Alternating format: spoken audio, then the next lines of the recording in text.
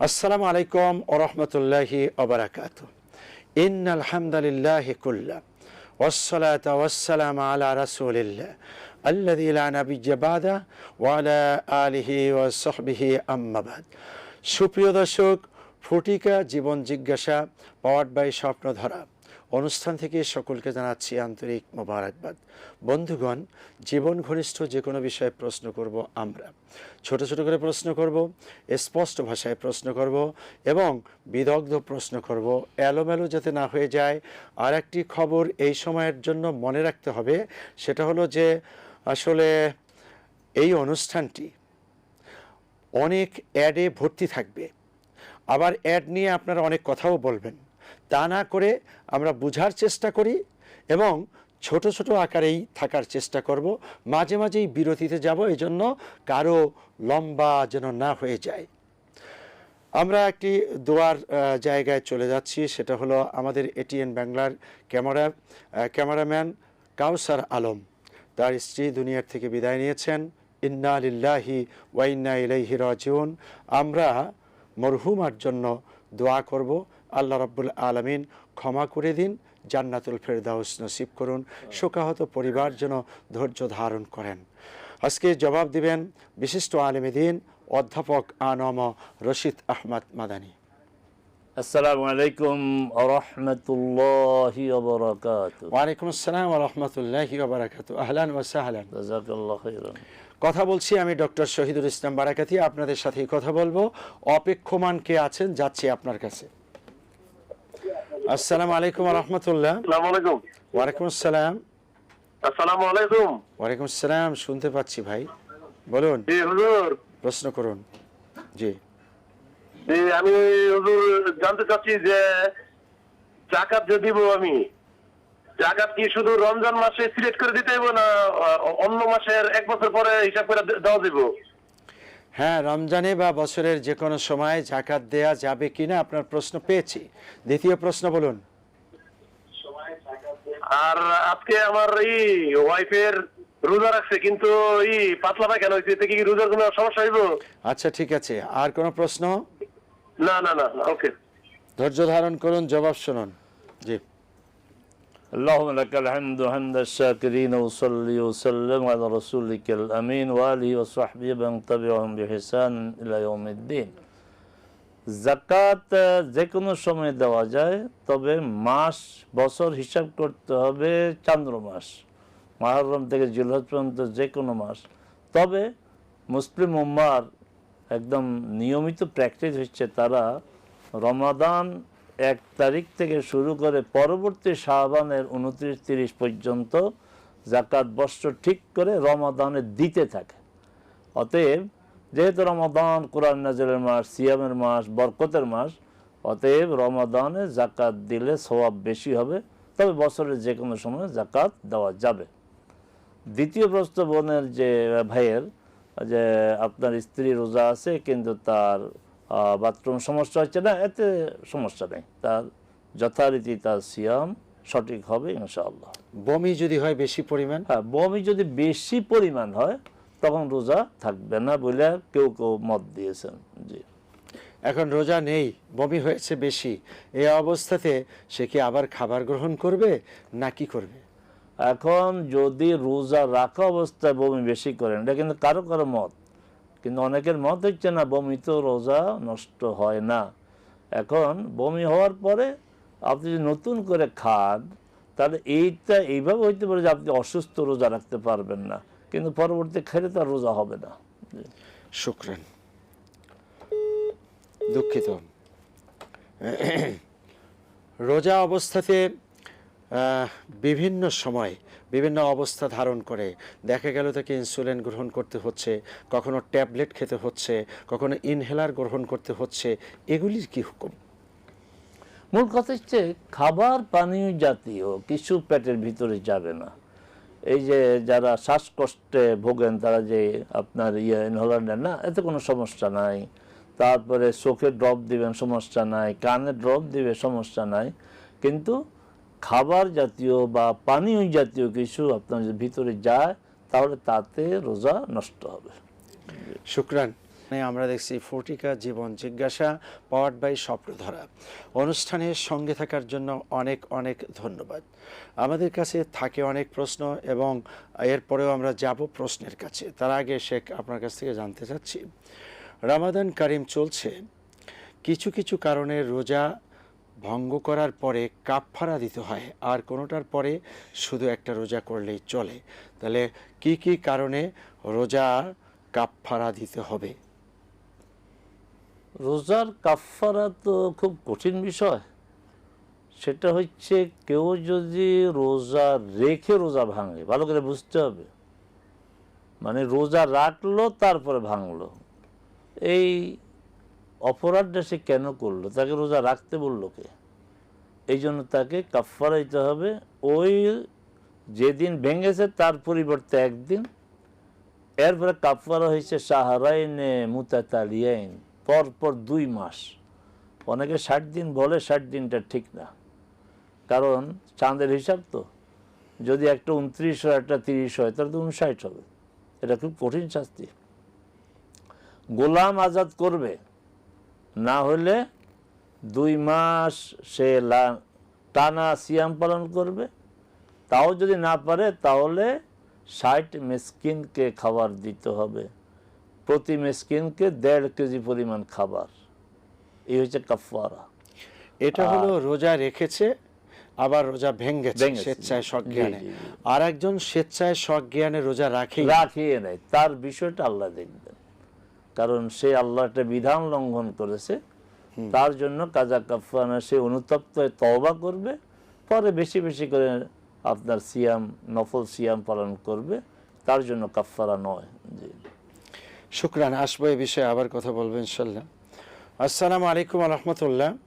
ওয়ালাইকুম আসসালাম ওয়া রাহমাতুল্লাহি ওয়া বারাকাতুহু। আমি সাভার আশুলিয়া থেকে বলছি। জি, আমি বলছি যে আপনি যে বইসা আপনার পায়ে ব্যথা, চেয়ারে বইসা নামাজ পড়লে কি নামাজ হবে? আর কোন প্রশ্ন আছে? একটা।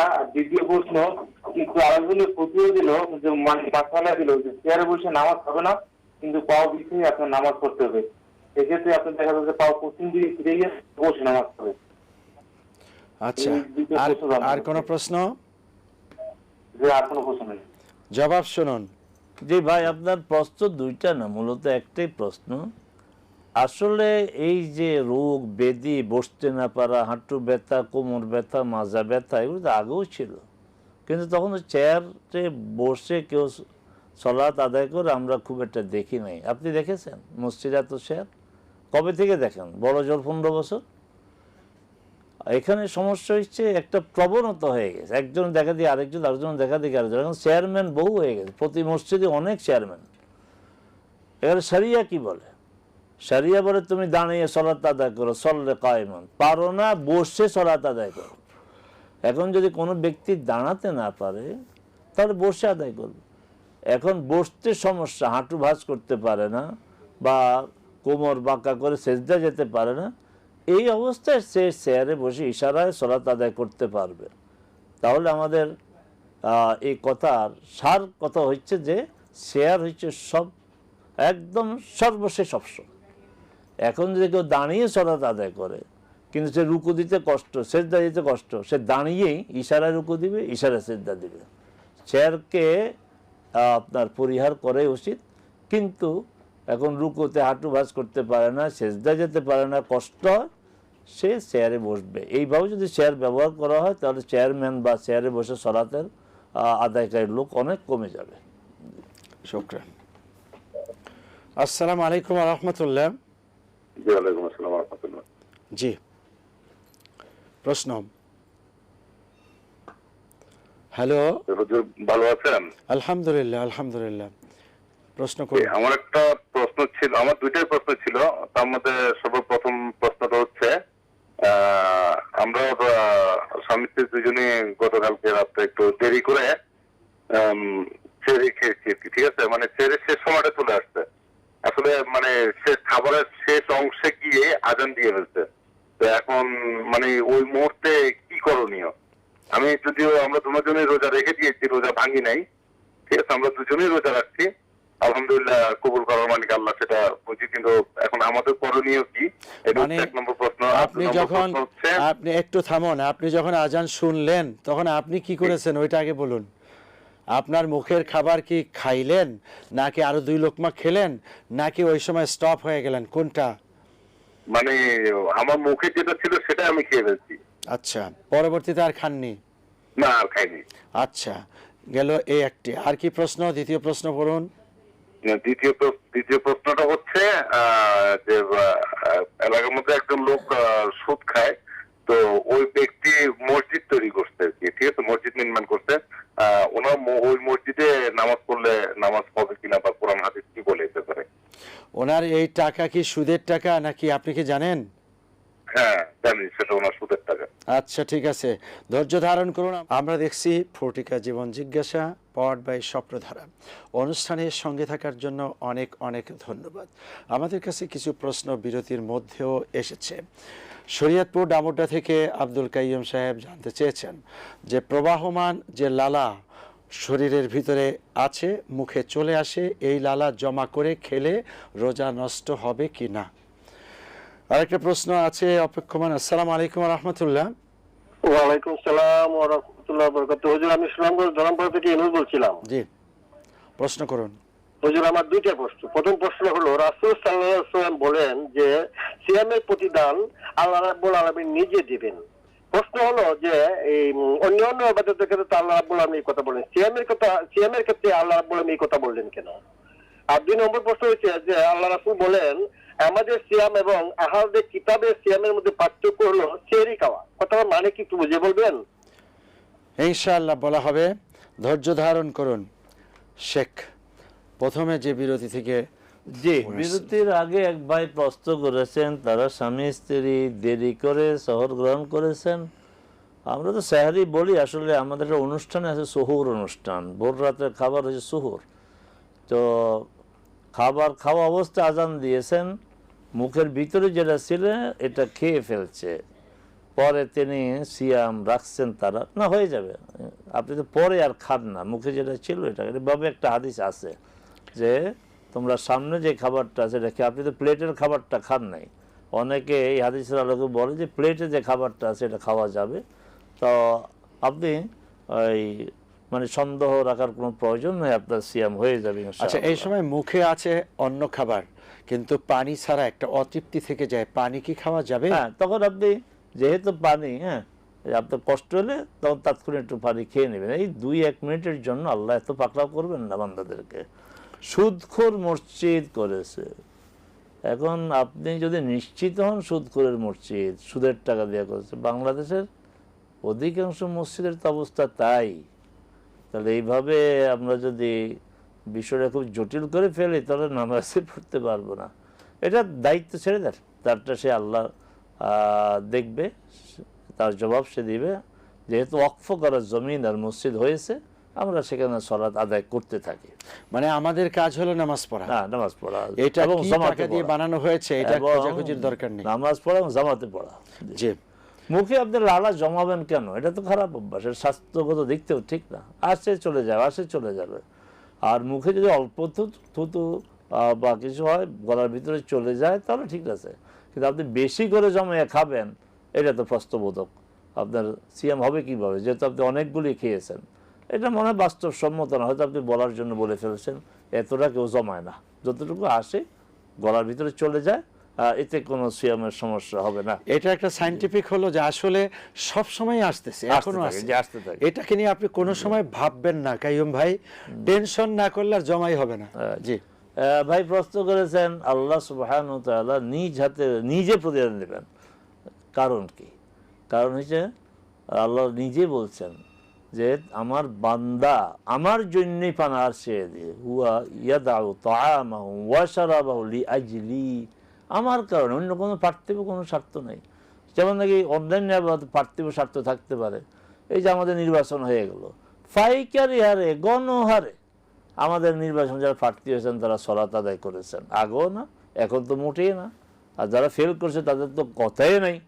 তাহলে এই সালাতের মধ্যে স্বার্থ আছে, হজও আছে, লোক দেখানো, মানুষ বলবে হাজী সাহেব ইত্যাদি ইত্যাদি, কিন্তু সিয়ামে কোনো স্বার্থ নেই, কোনো স্বার্থ নেই। আল্লাহ সুবহানাহু ওয়া তাআলা যথার্থে বলেছেন যে আমার বান্দা আমার জন্য পানাহার ছেড়েছে, এই যত নিজে দিবেন। আর আমাদের সিয়াম, আহলে কিতাবের সিয়াম হচ্ছে তারা সুহুর গ্রহণ করতেন না, আমরা করি। শুকরান জাযাকুমুল্লাহ, শুকরান জাযাকুমুল্লাহ। প্রিয় দর্শক, অনুষ্ঠানের সময় না থাকার কারণে বিদায় নিতে হলো। আপনারা মনে কষ্ট নেবেন না, থাকবেন আমাদের সাথে। আজকে এ পর্যন্ত। আসসালামু আলাইকুম ওয়া রাহমাতুল্লাহি ওয়া বারাকাতুহু।